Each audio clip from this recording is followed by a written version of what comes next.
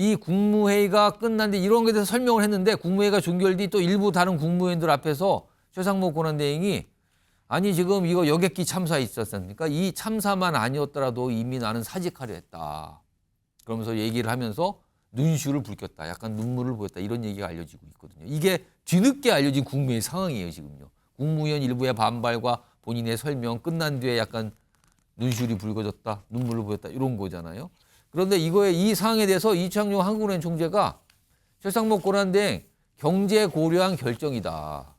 그리고 국무위원들의 비판 답답하다. 약간 이런 의견을 또 내기도 했습니다.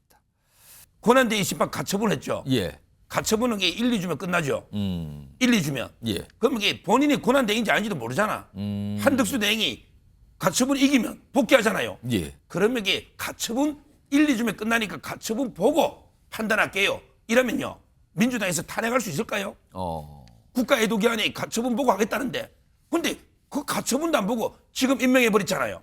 왜 일주일을 못 기다리냐 하지만 그 일주일 사이에 해외에서 투자 못 받고 환율 때문에 고통받는 국민들이 정치적 경제적 불확실성 때문에 외국 투자자들을 찾지 못하는 일련의 사태도 있고요. 즉 외국에 있는 국민들 굉장히 고통스러워하는 사람 맞습니다.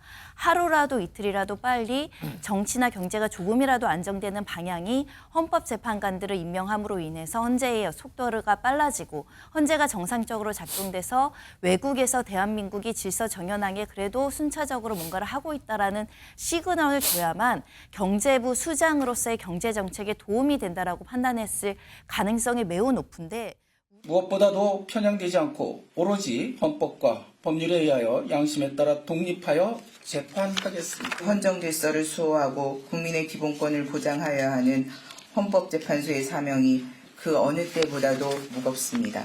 헌법재판관 임명권 불행사 위헌 확인 사건은 사안의 성격을 고려해 신속하게 심리할 예정입니다. 자, 오늘 뭐 이런 취임식도 있었는데 지금 방금 속보가 기피 신청할 듯하다 이런 속보까지 들어온 상황이에요.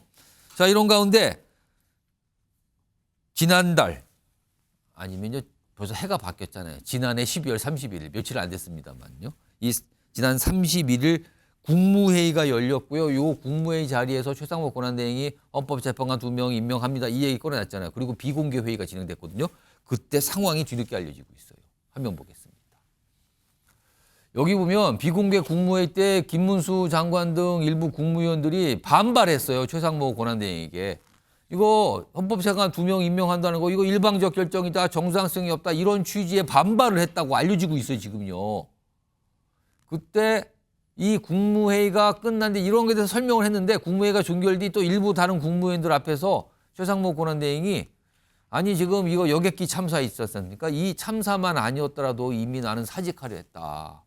그러면서 얘기를 하면서 눈시울을 붉혔다. 약간 눈물을 보였다. 이런 얘기가 알려지고 있거든요. 이게 뒤늦게 알려진 국무회의 상황이에요. 지금요. 국무위원 일부의 반발과 본인의 설명 끝난 뒤에 약간 눈시울이 붉어졌다. 눈물을 보였다. 이런 거잖아요. 그런데 이 상황에 대해서 이창용 한국은행 총재가 최상목 권한대행 경제 고려한 결정이다. 그리고 국무위원들의 비판 답답하다. 약간 이런 의견을 또 내기도 했습니다.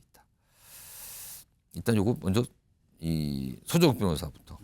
국무회의 때 일부 국무원들의 저렇게 최상목 권한대행에 대한 비판적 입장. 이거 어떻게 보고 계십니까?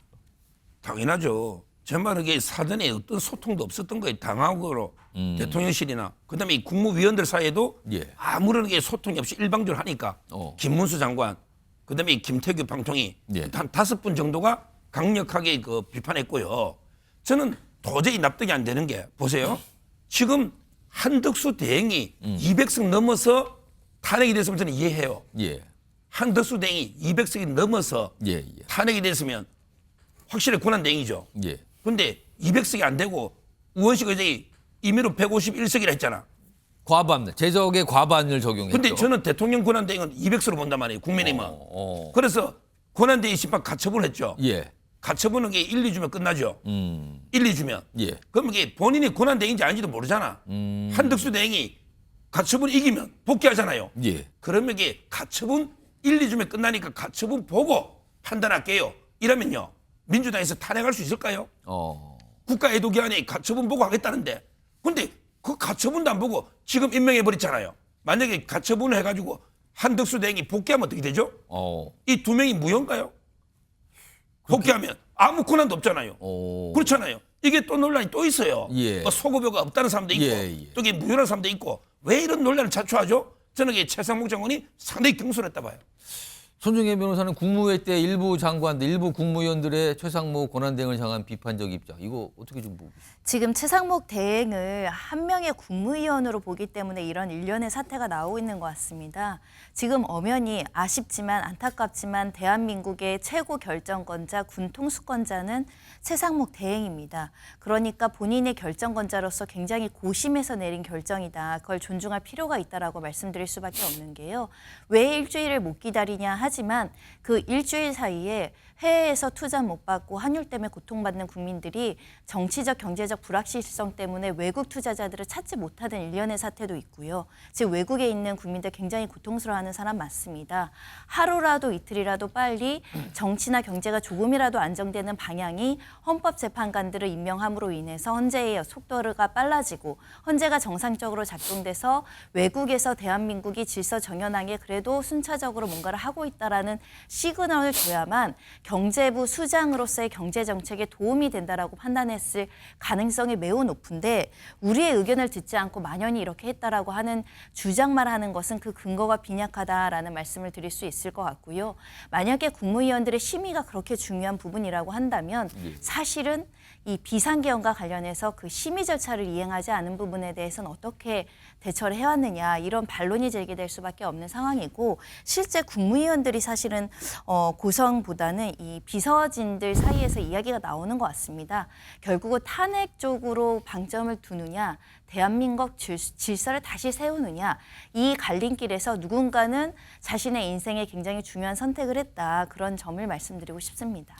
자, 그리고요.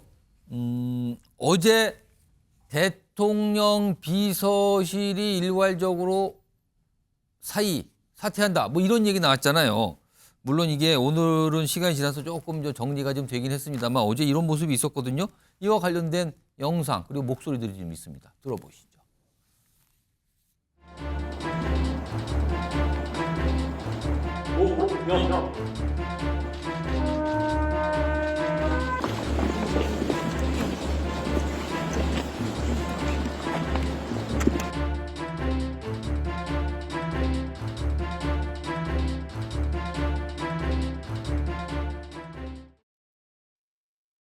오늘 대통령실 참모진들이 대거 사퇴 표명을 한 걸로 알고 있습니다. 이거 보고 어떻게 좀 보시는지. 그래서 우리 대통령실도 그렇고 뭐 총리실도 그렇고 다른 그 내각도 그렇고 이 각자가 다 국정 안정을 위해서 뭐가 필요한지에 대해서 잘 생각하고 그 방향으로 결정하고 행동해 나가줬으면 하는 게 저희들 생각입니다.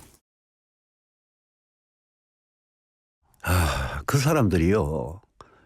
지난 3년 가까운 세월 동안 윤석열 대통령이 여러 가지 잘못을 저지를 때 그럴 때 용산의 참모진이든 비서진이든 아니면 내각의 장관들이든 아니 대통령이 잘못을 저지르고 특히 이번에 비상계엄 이 내란 이 잘못을 저지를 때 그때는 왜 자기 직을 걸고 이걸 말리지 못했냐. 그래 놓고 이제 권한 대행이 당연히 임명해야 되는 헌법재판관을 임명했다고 해서 집단 사의를 하고 이 모습을 국민들께서 어떻게 보실까 저는 굉장히 우려스럽습니다.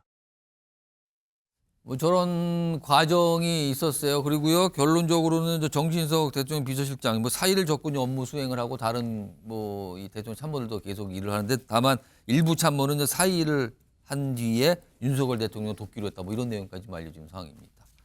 조기현 부위원장. 사실은 뭐 전체적으로 정진석 비서실장을 비롯해서 사의를 접었다. 업무 수행 계속한다는 얘기가 나왔기도 했지만 대통령 비서실의 참모가 모수 사퇴하면 국정 운영이 더 어려워지는 거 아닙니까? 당연하죠. 사퇴 수습에 나서서 그간의 대통령을 잘못 보좌한 책임을 속죄해도 부족할 판에 당연히 임명해야 될 헌법재판관 그것도 3명 중에 2명밖에 임명 안 했는데 그걸 가지고 국무회에서 고성에 오고가고 사직서를 수리한다. 그러니까 이런 분들한테 윤석열 대통령이 둘러싸여 있었기 때문에 비상계엄이라는 비정상적인 판단을 할 수밖에 없었다. 이게 극명하게 드러난 사태라고 보여지고요. 유승민 의원도 말씀하셨듯이 이분들 비상계엄이 적어도 위헌적이고 문제 있다, 잘못됐다 이 얘기는 전부 다 하고 있습니다. 국민의힘 의원들도 뭐 대통령 비서진 참모진은 몰랐다고 얘기하겠지만 뭐 수사를 해봐야 됩니다. 적어도 이 비상계엄이 문제가 있다는 부분은 부인하지 못할 겁니다. 이 사태에 대해서 막지 못하고 이 또 발생한 이후의 지금 상황, 대통령의 저런 폭주에 대해서 어떠한 뭐 자제라든가 이런 걸 하지 못하면서 사직을 통해서 도망치고 또 헌법 재판관 임명에 대해서 고성으로 다투고 결국에 나라는 안중에도 없구나. 이분들이 대통령이나 본인의 어떤 정치적 운명에만 관심이 있으니까 할 수 있는 행동으로밖에 볼 수 없고요. 최상목 대행은 그나마 현명한 판단을 했다. 왜냐하면 경제부총리이기 때문에 이 상황에 이렇게 전개될 경우에 국가 경제에 미치는 악영향에 대해서 충분히 숙고하고 고려할 수밖에 없었기 때문에 한 판단이고 이에 대해서 이렇게 반기를 드는 것은 그나마 국민들이 갖고 있는 기대, 조속한 안정과 수습에 대한 기대마저도 걷어차는 것이다. 이렇게 평가할 수밖에 없습니다.